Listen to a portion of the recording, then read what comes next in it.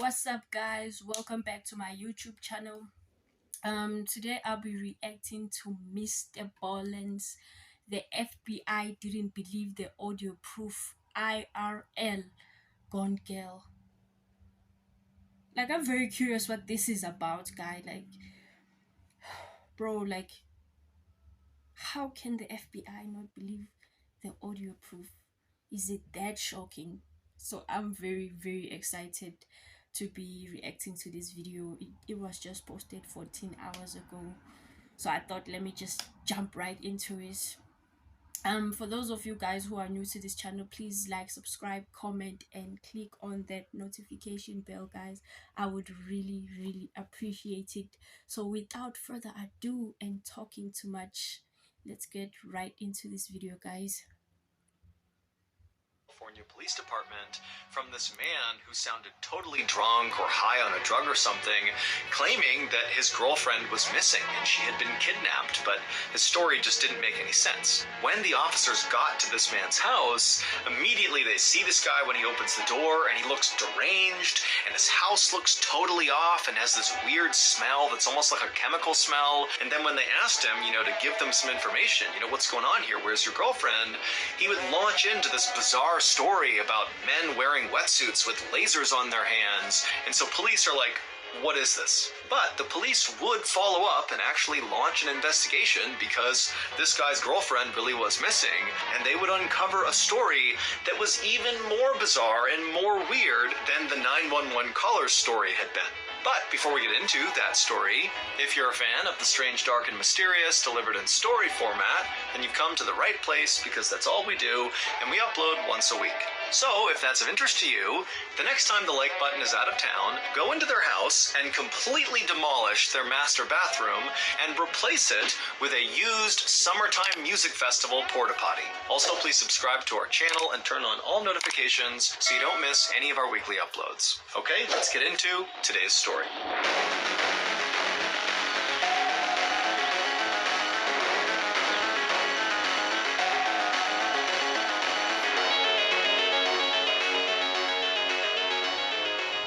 On the afternoon of March 22nd, 2015, 29-year-old Denise Huskins reached for her buzzing cell phone, and when she saw who was texting her, she immediately felt this knot of anxiety in her stomach. It was her on-again, off-again boyfriend, Aaron Quinn, and right now, at least according to Denise, they were off, and likely it was going to stay that way. But now, Aaron was texting Denise, saying he really wanted to talk to her and would she please come over. It was a Sunday, and Denise was home alone in her little apartment in Vallejo, California, which is inside the San Francisco Bay Area, and Denise really just did not have it in her to go talk to her ex-boyfriend. Really, she didn't have plans to go out anywhere. She just wanted to stay in. And so she typed back that she was in for the night and this would have to wait. But as soon as she sent that text, immediately she got another text from Aaron. For a long minute, Denise just sat there on the couch looking at her phone, wondering what she was going to do.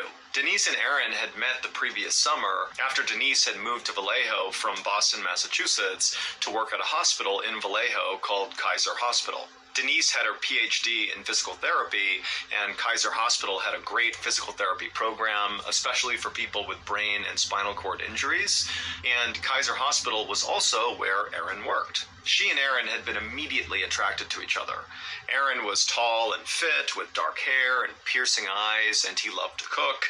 And Denise, she was blonde and blue-eyed and very outdoorsy and driven. And so pretty much right away, Aaron and Denise would get into these intense conversations where they each would kind of dive into the other person's life. I mean, they were really connecting on a deep level. But even though they both clearly got along great and they were really connecting, their relationship got off to kind of a rocky start. Aaron had actually been engaged to be married before he met Denise, but Aaron's fiance had cheated on him, and so he had ended the relationship, and it was during that time, right after this relationship had ended, that he met Denise. And so Denise was kind of like a rebound, and she kind of felt like a rebound, but again, they're getting along great, and so both were optimistic that it was more than that. And so Aaron and Denise had officially begun dating in the fall of 2014, But 7 months later, so in March of 2015, when Denise was getting these text messages from Aaron, at least in Denise's mind, their relationship really was done. Because Denise had caught Aaron texting his ex-fiance, basically begging her to get back together with him. And so Denise felt really hurt. She understood that that was a really intense relationship. And of course, Aaron would still have feelings for his ex to some degree, but she felt really betrayed. And so she told Aaron that that was it. But it was really painful for Denise because she did love Aaron, even though she knew, this relationship likely wasn't going to work. And now here Aaron was blowing up her cell phone with text messages to meet up and talk, and he just wasn't taking no for an answer. And so Denise finally typed out this long message back to Aaron, basically saying, look, I don't feel comfortable coming to your house. It's the house that you shared with your ex. I don't want to go there. We can talk another time. I think for right now, what you need to focus on, Aaron, is kind of like recording me. Take me out on dates and show me that you really want to be with me, because right now there's no trust. And Aaron, to his credit, wrote back to Denise and basically said, yes, I'm definitely willing to do that. I want to put in the work to win you back. I care about you, Denise. But he said, I really have something important to tell you, and I just don't feel comfortable talking about it anywhere else besides at my house. So please, can you just come over tonight? It's really important that I see you. And at first, Denise really did just kind of hold the line, and she told Aaron that, no, I'm not going to come to your house. I don't trust this guy. I don't trust this guy. Why is he so adamant that Denise comes and sees him at his house? Why? I'm not trusting it. I don't know. Maybe because a lot of stories they go south very quickly if someone is doing something like this. So I don't trust this Aaron. No. House. But again, Aaron, he just would not let it go, and he really seemed actually very eager to see Denise, and it made Denise feel special, and so eventually she kind of gave it up and said, you know what? Okay, I'll come by. And after that, Denise got up off the couch, she got dressed, she called their favorite pizza place and ordered some pizza that she would pick up and bring to his house for them to eat that night, and then she headed out to her car and pulled out of her driveway. At about 5:30 p.m. that night, Denise arrived at Aaron's two-story home on Mare Island, which is actually just a little peninsula in Vallejo, California. And Denise, she grabbed the pizzas off the passenger seat, she grabbed her overnight bag because she was optimistic that, they're about to have a great talk and maybe rekindle, and maybe she'll stay the night. And so with her things and her pizza, she walked up to the front door and knocked. The next day was a Monday, and Aaron and Denise were both scheduled to work at the hospital that day. But at around 7 a.m. that morning, Aaron called into the hospital sick and said he couldn't come in, and Denise sent a text message to her boss saying that a family emergency had just come up and she would not be at work all week. When Denise's boss got this text message, immediately he was like, this doesn't make any sense. First of all, Denise never missed work, so this was totally anomalous. And he also knew that Denise was applying for this very prestigious orthopedic fellowship that she needed to submit the paperwork for by Friday. And he knew she had a lot of work to do on this paperwork that basically required her to be at work that week to get it all done. And so if she was missing the week, then it looked like she would not be applying for this fellowship. And that just seemed totally unusual because Denise was really serious about this fellowship. And so Denise's boss wrote back to her and just said, I understand you have an emergency, we're here if you need us, take whatever time you need. And then a few hours later, her boss checked his phone again and he saw that she had not written him back. And so Denise's boss was like, wow, I guess, she really... I actually don't think that it's Denise who sent that message. I don't think it's her. Actually, like as this boss is saying, it's unusual for her to be off work. And if it was something that was serious, I think she would have called the boss and explained it, and they would have talked about this, leadership or whatever. But I don't think it's her at all. Like, this is weird. She must be dealing with some serious family emergency that's keeping her from using her phone.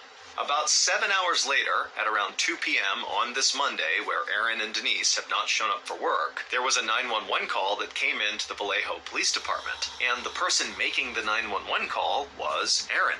And Aaron's voice was totally slurred, and then he told this very confusing story about some sort of kidnapping, and then he begged police for help. Two police officers happened to be near Mare Island, where Aaron lived, and so within 2 minutes of this 911 call coming in, those two officers were knocking on Aaron's front door. And when Aaron let them inside, these officers noticed 3 things in quick succession. The first was Aaron was obviously drunk or high. He was under the influence of some substance. He just did not seem right. 2, there were at least a dozen empty beer bottles lining a back wall in the kitchen. And 3, the entire house reeked of cleaning chemicals. One of the officers immediately turned to Aaron and said, "Are you on drugs?" And Aaron would say, "Yes, I am on drugs, but these drugs were given to me by the kidnappers." The officers immediately exchanged confused glances, looked back at Aaron, and then just said, "Okay, well, we're going to take a look around." And so the officers wound up going upstairs, and as they went upstairs, that cleaning chemical smell got stronger and stronger, and they made their way into the master bedroom, and they saw the ground had obviously been recently vacuumed, and that cleaning smell was really strong in here. The sheets on the bed were... I swear, I swear, Aaron killed her. Yeah, this dude killed her. Like, from what I'm hearing from Mr. Ballen, like, this guy is drunk, right? And he claims to be drugged by the kidnappers. Or maybe this is just a ploy for the police to believe that he was drugged, and that is how they took Denise. But like, I swear this is a ploy. He took those drugs himself. He drugged himself, and then he killed her, and then cleaned everything up, which is why there are a lot of like chemicals, cleaning chemicals that are smelling in the house. And bro, like, if that is not it, I don't know what. I don't know, but we still got a long way to go. Hopefully we'll find out. were all gone except for the fitted sheet that sat over the mattress. And so the officers were about to leave the master bedroom and keep looking when one of the officers stopped and he noticed something on the bed, and he called the other officer over, and they walked over and they looked down, and sure enough, on the bed was about a quarter-sized drop of blood. The police officers left the master bedroom and they went back downstairs where Aaron was, and they walked up to him and said, "Okay, tell us again what happened with these kidnappers and what's going on here." And Aaron would launch into a totally bizarre story. Through slurred speech, Aaron would say 12 hours earlier, so around 3 in the morning that morning, so early Monday morning, Aaron said he was in his house with his girlfriend, Denise, when suddenly these men wearing wetsuits broke into the house, and they immediately tied up Aaron and Denise and then made them wear these goggles that had been all taped up, so once they were on your face, you couldn't see anything.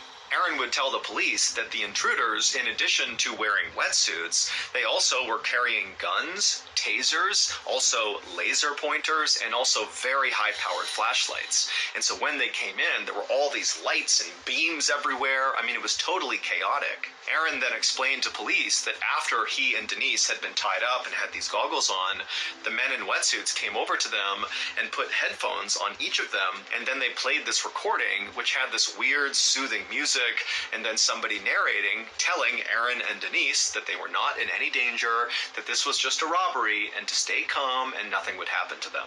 And so Aaron and Denise had done just that. They tried to follow orders, and then at some point the headphones came off, and both Aaron and Denise were told to go to separate rooms, and they kind of fumbled their way into the separate rooms, at which point the men demanded they give up their banking information and passwords, and Aaron and Denise did that. They gave up all their banking info, and then Aaron and Denise were brought back into the living room. They were tied back up again, and then even though Aaron and Denise couldn't actually see this, they heard...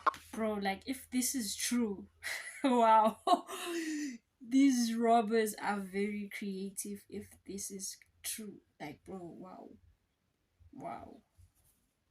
heard the sound of somebody apparently coming in that sounded like a doctor, who then took Aaron and Denise's blood pressure before administering this drug to them that made them both very sleepy. And then before Aaron and Denise passed out from this drug, Denise was taken by the intruders, and the intruders told Aaron that they had rigged a camera system inside of his house to watch him so he couldn't leave to go save Denise. And so Aaron basically just stayed in the house until he fell asleep from this drug. And then when he woke up again and managed to get his restraints off, he saw that Denise really was gone, and so Denise had to be with the kidnappers. After Aaron was done telling this totally weird story, which again, you gotta remember, as he's talking, he sounds totally drunk. And so they kept having to ask him to say again what he was saying, and, Aaron's just kind of loopy, and so the whole thing is just so weird.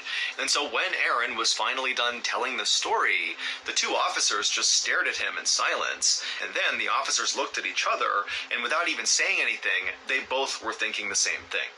Probably this guy has killed his girlfriend, Denise, and after he killed her, he must have spent time cleaning the house, which is why they smelled all the cleaning chemicals, and then maybe when he was done, he felt bad about what he had done, and so he began drinking beers to kind of cope with what he had done, and that's why all those empty bottles were there, and that's why he was acting so drunk right now.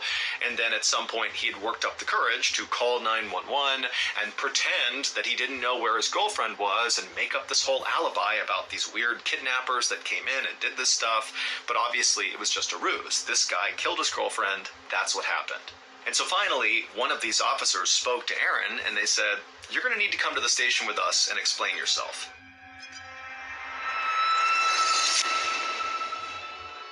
As much as I love whipping up old Sing-a-Long's favorite meal, a nice hot fried mug of musk. A nice hot frappe mug of muskox and blobfish stew. Sometimes I just don't have enough time. And when that happens, my quick option is a couple of mystery bird nuggets. However, as we learned last night, old Sing-a-Long is allergic to emu. Emu was the mystery bird we sucked down last night. So unfortunately, mystery bird nuggets are out. However, I found an even better quick option. Factor. With Factor, you can skip all those grocery store trips and all the prepping and chopping and cleaning up that comes with preparing a full meal, but you still get the top-notch flavor and nutritional quality that you need. Factor's fresh, never frozen meals are ready in just 2 minutes, so all you gotta do is heat and enjoy.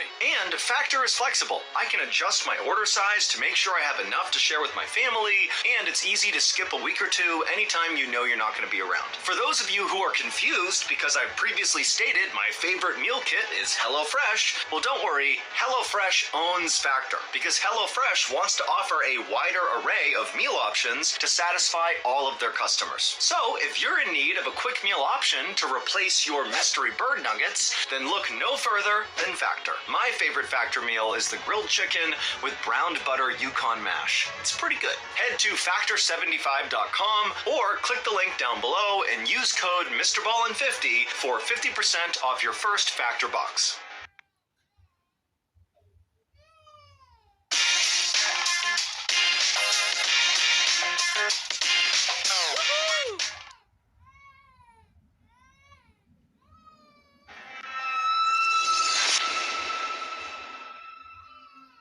It didn't take long for the police in Vallejo to launch this massive search all over Mare Island to look for Denise. And at this point, they were kind of looking for a body because based on what was going on in Aaron's house and the story he told, it did seem like very likely she had been murdered and disposed of somewhere. And so they had dogs out and dive teams out in the water. They had hundreds of volunteers looking everywhere. And at the same time, Aaron was brought to the police station and they began going over every single detail of his story, trying to get more information about these kidnappers, because as much as they didn't believe him, they did need to officially rule out that there was no kidnapping. And so they needed all the information about these kidnappers, who they were, what they looked like, what they sounded like, everything. And at the same time police were talking to Aaron, police also brought in Denise's roommate, and they asked the roommate, do you know anything about Denise's relationship with Aaron? And the roommate would say, those two have had a very troubled relationship. And the roommate would say that, as far as they understood, Aaron and Denise were not a couple anymore. And so police would actually go over to Aaron in the police station and they would say, hey, we have people saying that you and Denise, who you called your girlfriend, you guys were not dating. You had broken up, explain yourself. And Aaron would say, well, actually, that's why Denise was coming over. Before all this kidnapping happened, she was coming over so we could reconcile. And we did. We had reconciled. We were back together when the kidnappers in wetsuits came inside the house. But the more police looked into Aaron's kidnapping story, the less it made sense. And it really didn't make sense to begin with. And so really, it just got weirder and weirder and weirder. Like, for one, Aaron said that he and Denise had been kind of forced to give up their banking information and their passwords, and they did that. They gave that up to the kidnappers. But when police looked into Aaron and Denise's banking records, there was no money withdrawn. The only activity on either of those accounts was on Aaron's account. 2 hours before Aaron called 911, he called his credit card holder and attempted to get them to give him a large cash advance so he could buy a boat. When police asked Aaron about the strong cleaning chemicals smell in his house, Aaron absolutely denied doing anything to clean his house. He didn't know how that happened. Also, Aaron would tell police that these kidnappers had actually wanted a ransom to be paid to them. But he said it was only for $8,500. And so police are like, why would these kidnappers take Denise and run away with her and risk very serious jail time for $8,500? It just seemed way too low for what they were doing. And then there was another weird detail that came out of interviewing Aaron at the police station. One of the police officers had noticed that Aaron's eyes were totally dilated, his pupils were huge, and for a little while, police had thought maybe that was because he was on some drug or something which can cause your pupils to dilate. But based on the weirdness of the story that Aaron was relaying to them, they actually began to suspect that Aaron was having a schizophrenic break. That is a symptom of a schizophrenic break. Schizophrenia is a very serious mental illness that often begins to appear in young adults, and Aaron was only 30 years old, so he's at the right age for this to happen. And while schizophrenia does not make people violent, it does make people very paranoid, and it also can cause hallucinations and mental disturbances. And so when police were looking at the details of Aaron's story about men in wetsuits breaking into his house and taking his blood pressure before stealing his girlfriend, but also cleaning his house at some point, that just seemed so weird and kind of crazy that it did seem to kind of line up with schizophrenia. By 9 p.m. on March 23rd, so 7 hours after Aaron had called 911 to report Denise missing, the Vallejo police decided they needed to call in the FBI because this was just so weird, and we have this missing person who could have been kidnapped, or maybe they're dead or hurt or something. I mean, there was just so much going on with this case, they needed backup. And when the FBI arrived in Vallejo, the first thing they did is they took Aaron and they gave him a lie detector test, and he failed it completely. And after finding out he had failed it completely, he immediately lawyered up. By the next day, March 24th, there were over 100 different search teams all across Mare Island and around Vallejo, California, looking for Denise. Police sonar had also picked up a body-sized mass out in the bay, but so far the divers had not been able to find it. Aaron, by this point, had gotten his lawyer and left the police station, and by now, Denise's picture was all over the news and newspapers. It was up on posters on telephone poles all over town, and TV news channels were parked outside of Aaron's house, just waiting for him to come out or waiting for any activity. But despite all this activity, the detectives and the FBI agents that were working this case had really not made any significant progress. All they thought was, Aaron's definitely hiding something. But then something changed. A little bit after noon on March 24th, a reporter for the San Francisco Chronicle, who was camped outside of Aaron's home, got a very weird email. The email was from the kidnappers, the wetsuit-wearing, blood-pressure-taking kidnappers who broke into Aaron's home and took Denise. And the reporter, it said that Denise was fine, and there actually was a recording of Denise's voice reading that day's news, which confirmed that she was alive at least as recently as that morning. But there were two very suspicious things about this email. The first one was the recording. The second thing that was very suspicious was the email address the kidnappers had used to message this report. trash house. And the second thing that was very suspicious was the email address the kidnappers had used to message this reporter was an email address that belonged to Aaron. When this reporter told police about this, investigators were like, you know what, this actually doesn't make this any more clear. This makes things exponentially more confusing. Denise did appear to be alive, which was a good thing, but it now really appeared that Aaron was involved in whatever was going on here, and based on how calm Denise sounded on this recording, she could be involved in it too.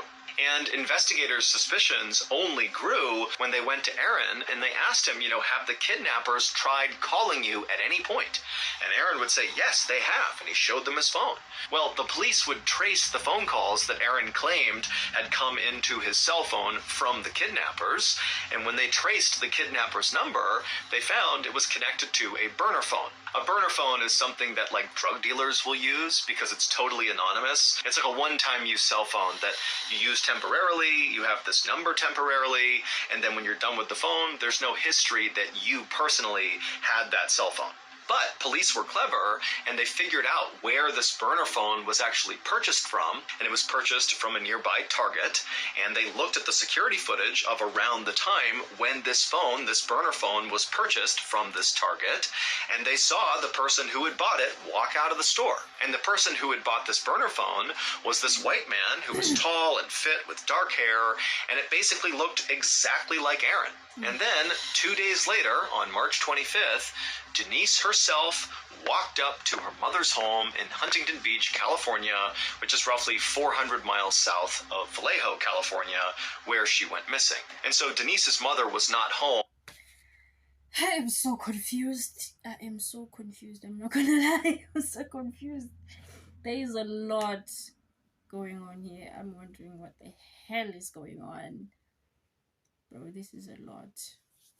So she's not dead. Whew. When Denise showed up on her doorstep, and so Denise wound up going to the next door neighbor and using their phone to call her father.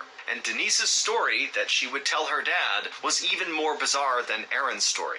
She said she had been held captive by 4 men in this small room, and these men would tell her that they were simply doing a task for a client, and what they were doing now with her was just following their protocol. Denise would tell police that she was well taken care of while she was in captivity. They let her eat food, they gave her water, they even let her shower and brush her teeth. Denise initially was very open to speaking to Vallejo police detectives about what happened to her, but when they said the FBI really wanted to talk to her and they would literally send a jet to her in Huntington Beach and fly her back to Vallejo, she refused. And then, like Aaron, she immediately lawyered up and stopped talking. And so by this point, all the investigators are like, there's no way these two actually got kidnapped. This whole thing is some weird, elaborate hoax, and now they know they've been caught, and so they're going quiet. And so that night that Denise was found, on March 25th, the Vallejo police held a press conference and told the public that they do not believe these two were ever kidnapped. They don't really know what happened, but at this point they are not pursuing kidnappers, and the public should not be worried about rogue kidnappers in the area. But after this press conference, the police couldn't help but think to themselves, why would these two people who are successful, they come from good families, they have loads of future prospects, their lives were good. Why would they stage this hoax? What do they stand to gain? It really just didn't make any sense. For weeks, the investigation into whatever happened to Aaron and Denise continued, but there was virtually no progress. The media was still very interested in this case. It was totally salacious, and they had dubbed this case the Gone Girl case in reference to a movie about a woman who fakes her own kidnapping. As for Denise and Aaron, they stayed lawyered up, and the only message they put out to the public was that they were telling the truth. And so really, this case just didn't make sense to anybody until about 2.5 months later, on June 5th, 2015. Early that morning, a police officer in a town called Dublin, which is just south of Vallejo, California, found a piece of evidence that basically broke the Gone Girl case wide open. The evidence this police officer found was a cell phone. Not a burner phone that's totally anonymous, but a real cell phone that is registered with a phone company and therefore is registered with an individual person. And police were able to trace this cell phone back to its owner. And this discovery would lead investigators 200 miles to the northeast of Vallejo to the small remote cabin in South Lake Tahoe, California. And at this cabin, police would find a stolen car, a white Mustang, and the white Mustang actually belonged to someone who lived in Vallejo. And so, with their guns drawn and their dogs at the ready to be released, the police and the FBI, they opened up the door to this cabin, and inside was a tall, fit, and slender white man with dark hair. The cabin was a total mess, with discarded food and trash and piles of clothes everywhere, but none of that really stood out to the police. Instead, what stood out to them as they're yelling at this guy to stay where he is all around the cabin, all over the ground, kind of on top of all the trash and mess, were things like laser pointers and high-powered flashlights and zip ties and goggles, like swim goggles, with tape all across the What the fuck? What the hell is going on, bro? Like, so were they telling the truth? Is this a confirmation? This is crazy. Front of them blocking out your view.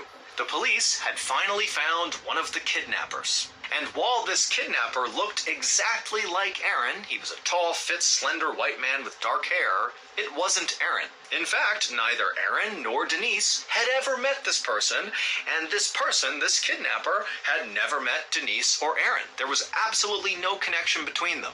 This kidnapper's name was Matthew Muller, and he was a 38-year-old Harvard-trained lawyer and former Marine who had totally just crashed and burned out of his law practice and then took up this life of committing all these totally bizarre crimes. It would turn out the totally weird stories that Aaron and Denise had told police about what had happened to them was all true. The only thing they got wrong was there wasn't multiple people breaking into the house in wetsuits. It was only ever one person. It was Matthew Muller, the guy behind all this. And maybe just kind of in their panic and not knowing what's going on, Aaron and Denise had kind of thought, oh, there's multiple people here. But there wasn't. It was just Matthew.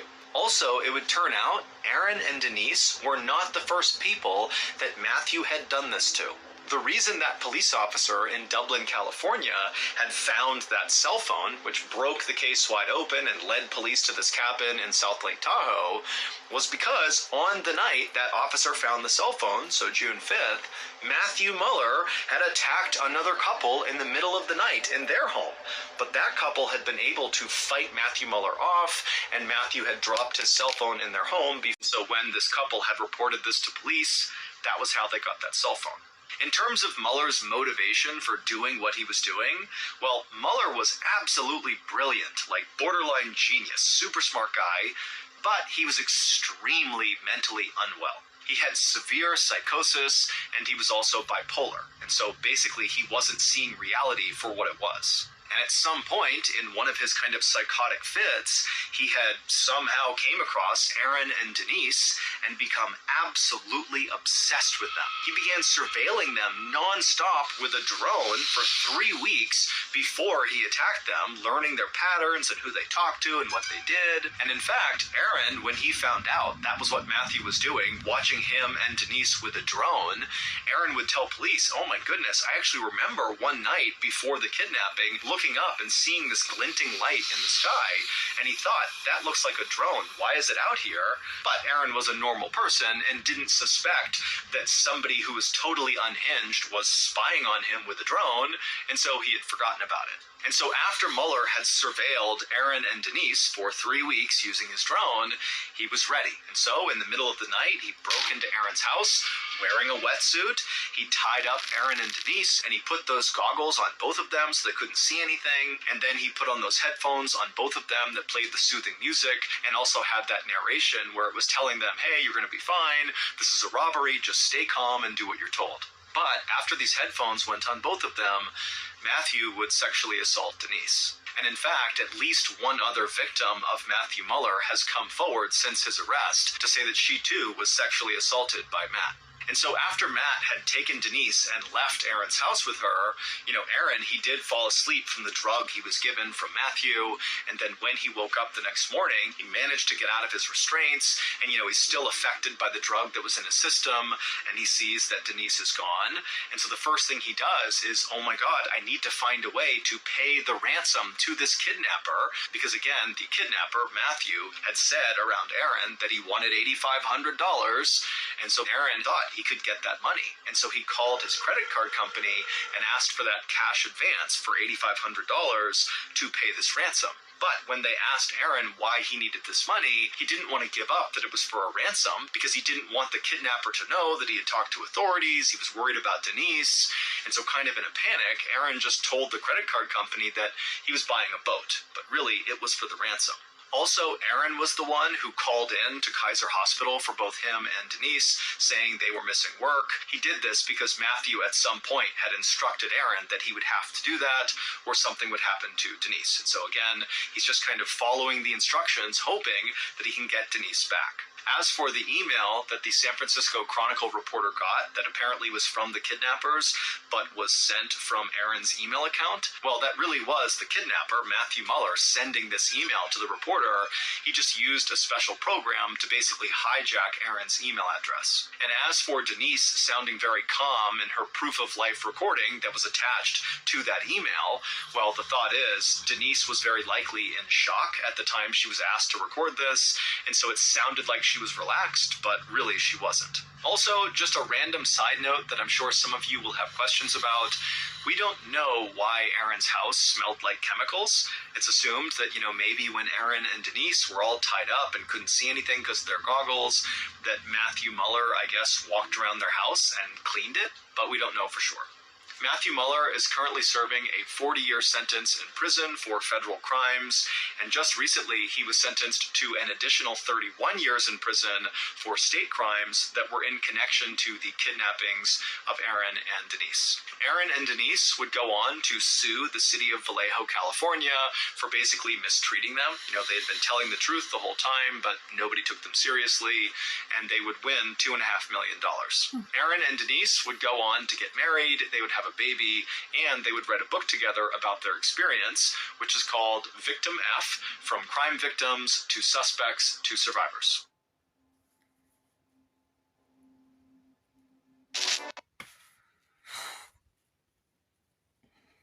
That was insane.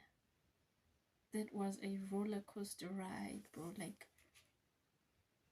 I would have never guessed that the story was true, but it was like a 50-50 chance of it that it's true, but then it wasn't believable. And the fact that it was just one guy pulling this shit off, like, wow, he is smart, although he's dealing with mental health issues. It's a lot, bro. Like, imagine being Aaron and Denise, like, telling your story and people not believing you. Like, I didn't believe it. I'm not gonna lie, I wasn't believing it. I was like, this dude killed this girl. Like, I was thinking maybe she didn't want to get back together with him, and that spiraled out of control, and then he killed her. But damn, was I wrong? Was I wrong, bro? Like, wow. But overall, guys, I really enjoyed this story. I enjoyed reacting to this story because, wow, it was a lot. It was a lot. But I like how detailed it is. Like I've said before, I really like the way Mr. Ballen be explaining these videos. It's great. So those of you who haven't subscribed, please, guys, subscribe, like, comment, click on that notification bell, guys. I will see you next time.